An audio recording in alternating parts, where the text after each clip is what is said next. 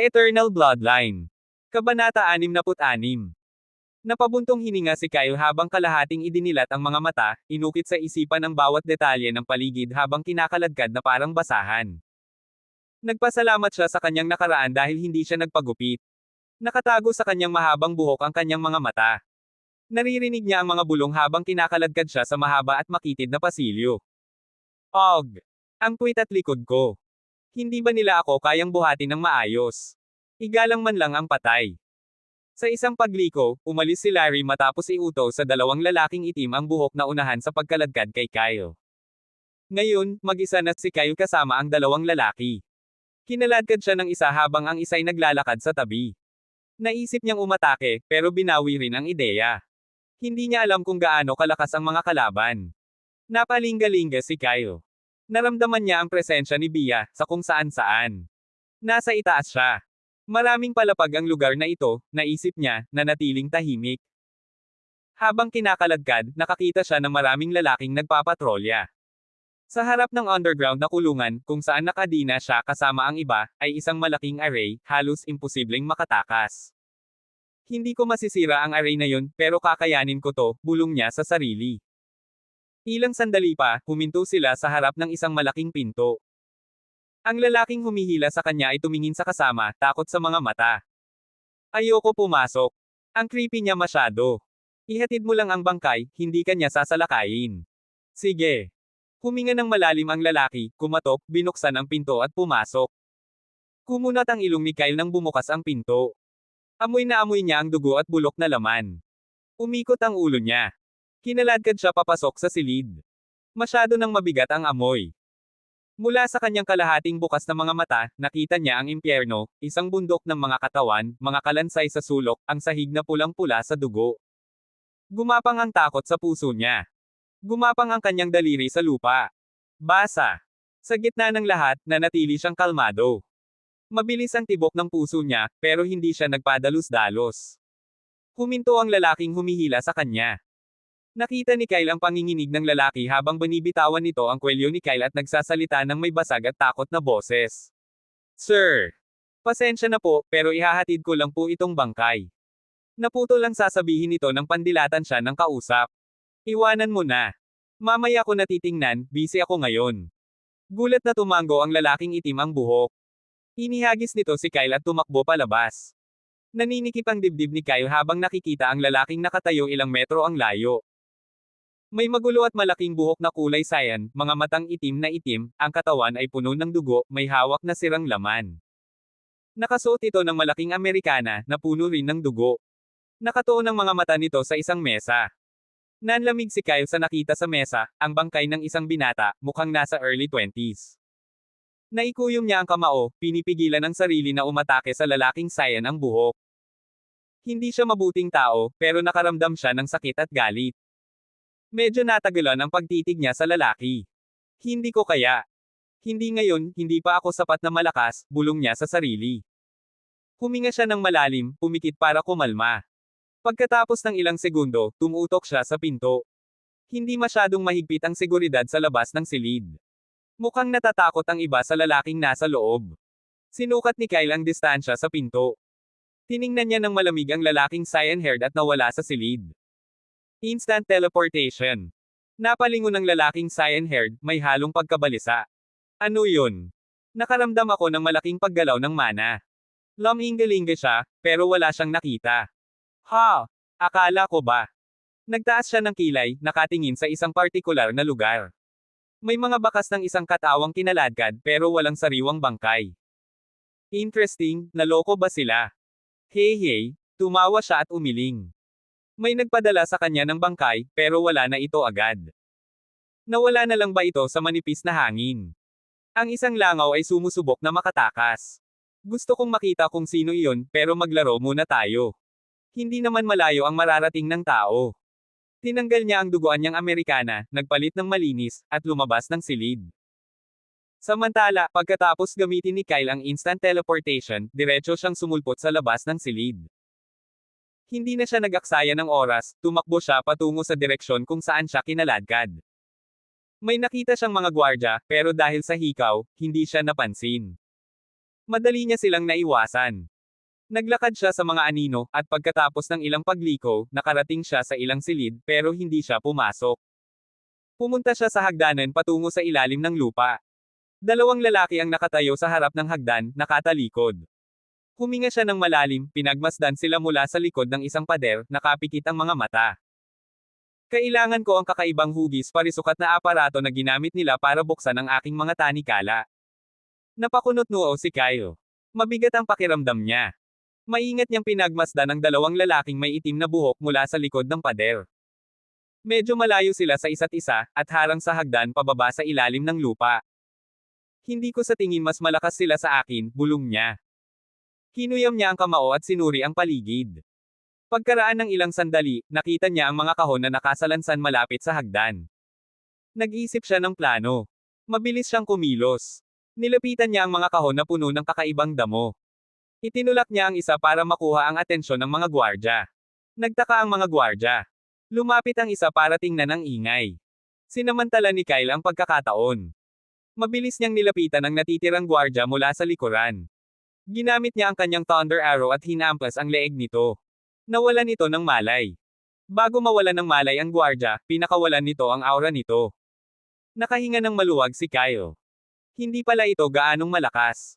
D+ rank lang pala ito, isang antas lang na mas mataas kay Kyle. Nag-alala si Kyle dahil hindi niya naramdaman ang aura ng gwardya kanina, pero ngayon ay tiwala na siya habang nakatingin sa natitirang gwardya. Tiningnan niya ang natumbang gwardya.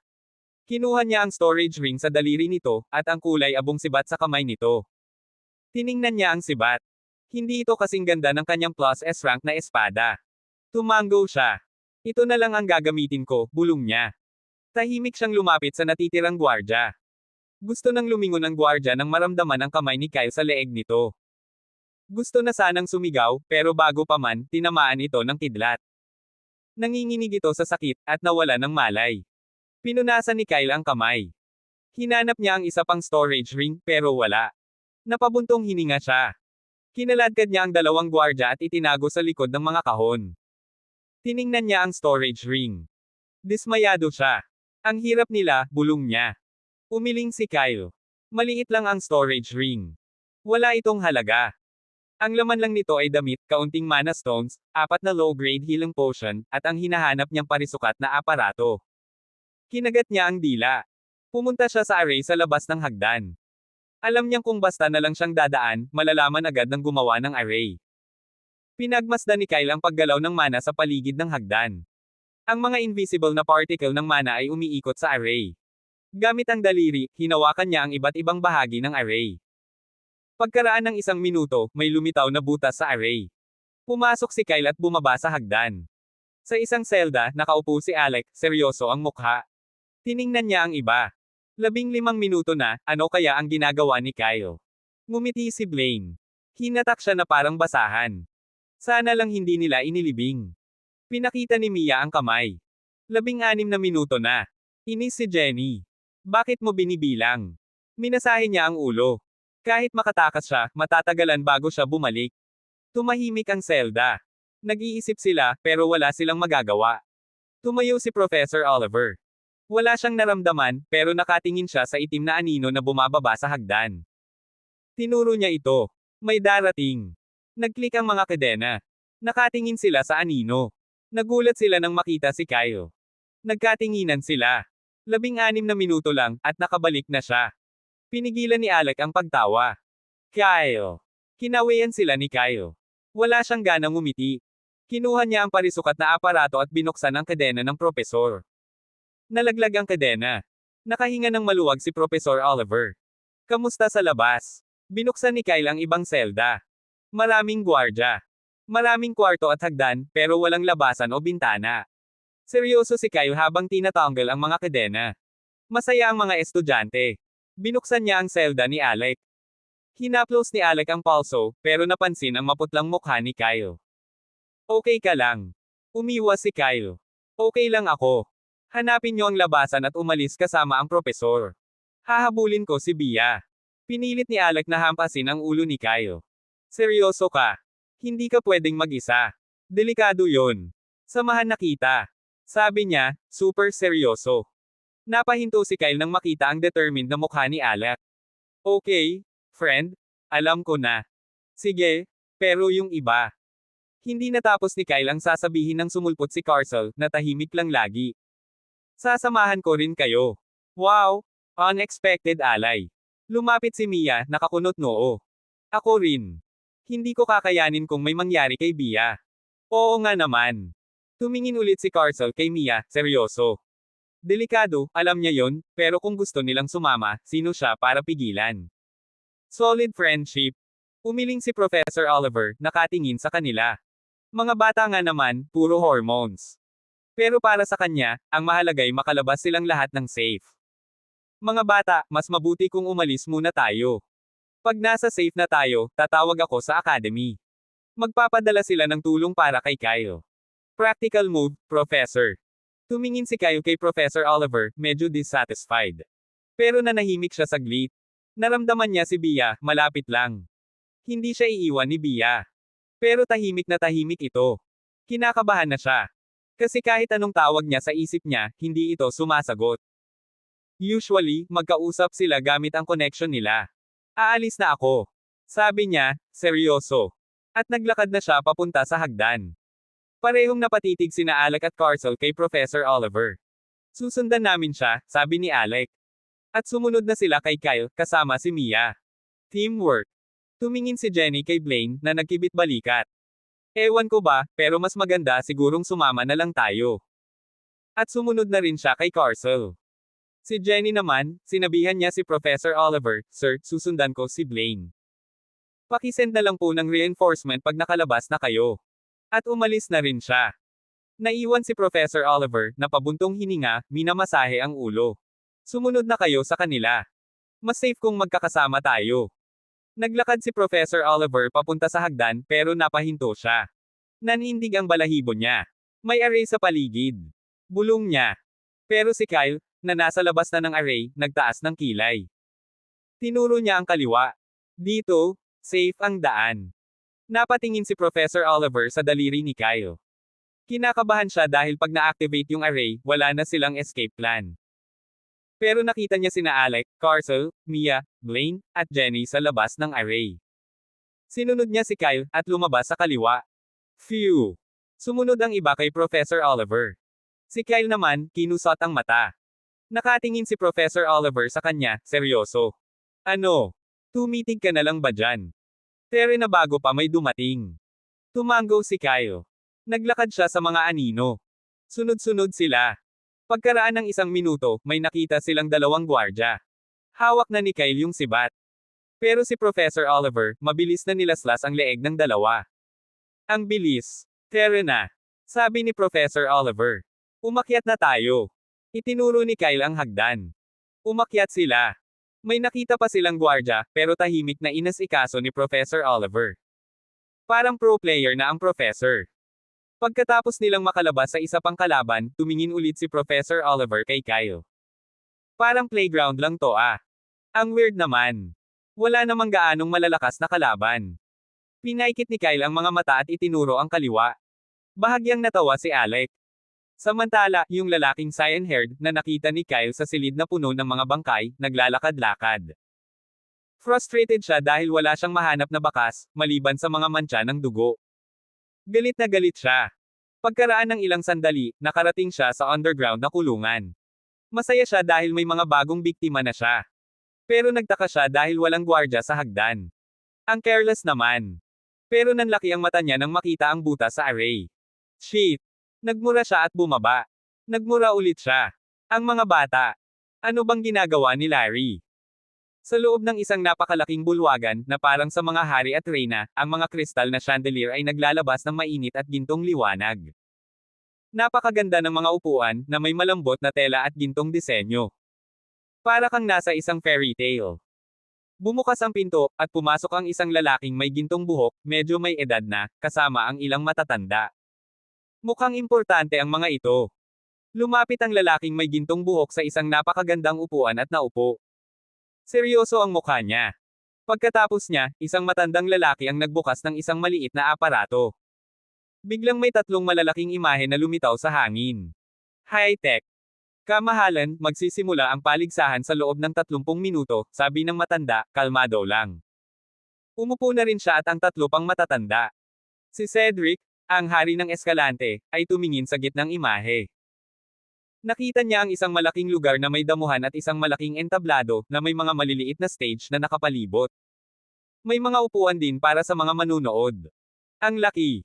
Yung dalawa pang imahe ay nagpakita ng mga tao, mga estudyante at yung mga kasama nila. Yung mga estudyante ang mga sasali sa paligsahan. Napakunot noo si Cedric. Hindi niya nakita si George, o kahit sino mula sa Royal Academy. Tinapik niya yung upuan at tumingin sa matandang nasa tabi niya. Ratrick, asan yung mga tao mo? Tanong niya, seryoso. Nagulat yung matanda. Hindi ko alam, diretso ako rito galing sa gubat. Ang weird naman. Ang mga kalahok dapat nasa lugar na 5 oras bago magsimula ang paligsahan. Tingnan ko, sabi ni Ratrick. Kinalikot niya yung communication device niya, pero bigla itong nasira. Ay, hindi ko napansin, sabi niya. Nagmadali siyang kumuha ng isa pa at tinawagan si George. Nag-vibrate ang communication crystal saglit tapos may boses na nagsalita. Sir! Mukhang nag-aalala si George. Oo, ako to. Asan ka na? Magsisimula na yung tournament, sabi ni Ratrick. Tahimik saglit tapos kinuwento ni George ang nangyari sa academy. Galit na galit si Ratrick. Kinuyam niya ang kamao. Sino ang nangahas na gawin to? Sigaw niya. Pero tumayo ang hari, seryoso ang mukha. Paano yung mga estudyante? Ilan ang nawala? Kalmado pero galit ang boses niya. 12 estudyante, kasama si Professor Oliver. Kasama rin sina Carcel, Alec, at Kyle, sabi ni Ratrick. Natahimik ang lahat. Sabihin mo sa akin ang lokasyon. Pupunta ako roon. Sisirain ko sila, sabi ni Ratrick, galit na galit. Sinabi ni George ang lokasyon. Tumingin si Ratrick sa hari, huminga ng malalim. Cedric, aalis na ako. Ingatan mo yung tournament. Tumango ang hari. Umalis si Ratrick, lumulutang papunta sa silangan. Inutusan ng hari ang isang tao na ipakita ang paligsahan sa mga tao. Naghiyawan ang mga tao, pero biglang nagsalita ang hari. Kanselado ang tournament. Nagulat ang lahat. Biglang nawala ang imahe. Pagkatapos ng anunsyo, pinaalis ng hari ang lahat. Nag-alala na ang mukha niya. Tinawag niya ang 2 shadow guard niya. Hanapin niyo ang salarin. At siguraduhin yung walang nangyari sa batang prinsipe, sabi niya, seryoso. Umalis ang mga shadow guard. Samantala, sa isang madilim na silid, may isang lalaki na may pulang mata at mahabang buhok. May mga kakaibang gamit sa silid. May pulang dugo sa mesa, at 2 lumang libro. Tumawa siya ng nakakatakot. May hawak siyang maliit na bote na may pulang likido. May hole sa tabi, at may sugatang ibon sa loob, si Bia. Hindi ako makapaniwala. Gumamit lang ako ng dugo ng hayop at sa loob ng ilang oras, nagtagumpay ako sa paggawa ng napakalakas na gayuma na maaaring magpahaba ng lakas ng buhay ng sinuman. Lumunok lang ang laman nitong nag-iisang bote at mabubuhay ang tao ng ilang daang taon pa kahit nakahiga siya sa deathbed. Ano kaya ang mangyayari kung ginamit ko ang puso nito? Ngayon ay 100% akong sigurado na makakagawa ako ng gayuma na magpapalaki sa aking talento. Isang hindi kapani-paniwalang sensasyon ang bumalot sa kanyang umaalon na dibdib habang siya ay ngumisi at tumatalon sa tuwa habang nakatitig sa maliit na vial o bote. Nawala ang ngiti ng lalaking itim ang buhok ng may matamis na boses na tumawag sa kanya mula sa likuran. Zener. Hindi mo ba ako papashare? Walang pakialam ang itsura niya nang lumingon siya sa projection sa likod niya. Sok. Ako ang naghihirap, tapos ikaw ang makikinabang. Basta, magpapadala ako sa'yo mamaya pagkatapos ng experiment ko. Sumeryoso ang boses niya saglit. Lily, ilang beses ko bang sinabi sa'yo na huwag mong tawagin ang pangalan ko? Tawagin mo akong papa o tatay. Isang magandang babae ang nasa projection, nakahiga sa isang maliit na kama. Simple lang ang kwarto, isang aparador, kama, at mesa at upuan.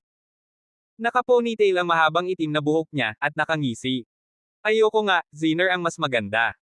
Pareho nating alam na kung may mangyari sa isa sa atin, tatakbo ang isa ng hindi lumilingon. At sino ba ang nagbigay sa'yo ng mga impormasyon? Huwag kang mademo, mag-share ka naman. May alam pa ako.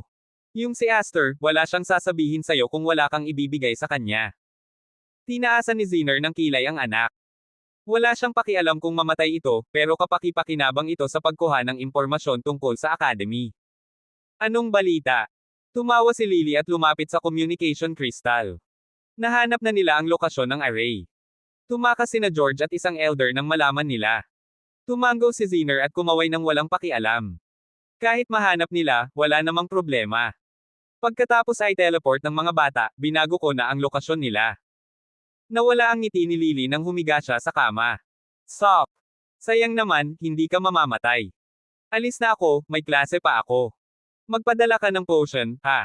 Kundi, isusumbong kita sa academy. Matatalim ang mga mata niya nang patayin niya ang communication crystal at tumayo. Ngayon na wala na yung mga top students, makakasali na ako sa tournament.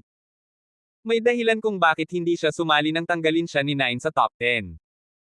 Sana nagpadala na si Zener ng potion bago pa siya mahuli. Nagayos siya at lumabas ng kwarto, nakangiti. Samantala, nag-click ng dila si Zener nang mawala ang projection. Hindi pa man umaabot ng 1 minuto, nag-vibrate ulit ang communication device niya. Naiinis siyang kinuha yon, pero napakunot noo siya nang makita ang caller. Isang lalaki na may magulo at saya na buhok at itim na mga mata ang nakatingin sa kanya, mukhang nagpapanik. Nagtaka si Zener kung bakit siya tinawag nito. Anong nangyari? Aoki. Pinunasan ni Aoki ang pawis sa noo niya. Boss, yung mga bata mula sa Royal Academy. Tumakas sila. Parang kulog ang narinig ni Zener. Nanlaki ang mga mata niya. Hindi makapaniwala. Ano raw? Lumabas lang ako ng kwarto ko. Wala na sila.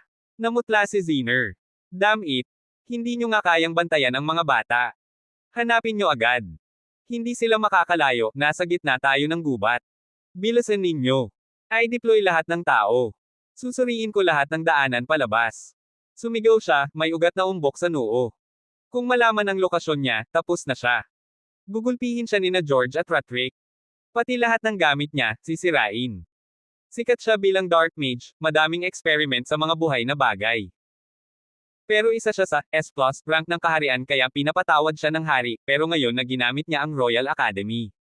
Alam na niya ang risk. Hindi ako pwedeng magpakita. Kailangan kong hanapin ang mga bata. Galit na wala si Zener sa kwarto. Dumiretso siya sa mga daanan palabas. Samantala, pagkatapos umakyat sa isa pang hagdan, huminto si Kyle sa isang mahabang makipot na daan. Bumilis ang tibok ng puso niya dahil naramdaman niya si Bia, malapit na. Dumaan siya sa ilang kwarto bago huminto sa isang itim na pinto. Nakapikit ang mga mata, nilagay ni Kyle ang kamay sa pinto. Nasa loob siya. Seryoso ang mukha niya nang tumingin siya sa iba. Madyugo ang damit ni Professor Oliver dahil nakalaban nila ang isang malakas na kalaban, rank. Nahirapan si Oliver pero nanalo pa rin siya. Pagod na siya. Lumapit si Alec at hinawakan ang pinto. May hawak siyang mahabang asul na sibat. Halos lahat ng estudyante ay may hawak na armas. Kinuha nila yon sa mga kalaban. Seryoso ang mukha ni Alec nang tumingin siya sa lahat. Mag-ingat kayo, may malakas na kalaban sa loob.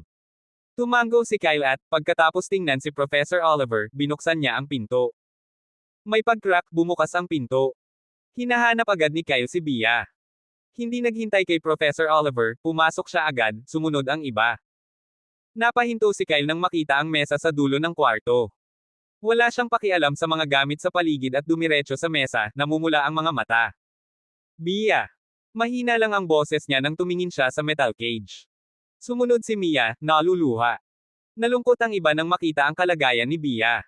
Bamantong hininga si Oliver nang tumingin kay Kyle. Tinapik ni Alec ang balikat ni Kyle, seryoso. Humihinga pa siya. Pagkarinig kay Alec, nakahinga ng maluwag si Kyle.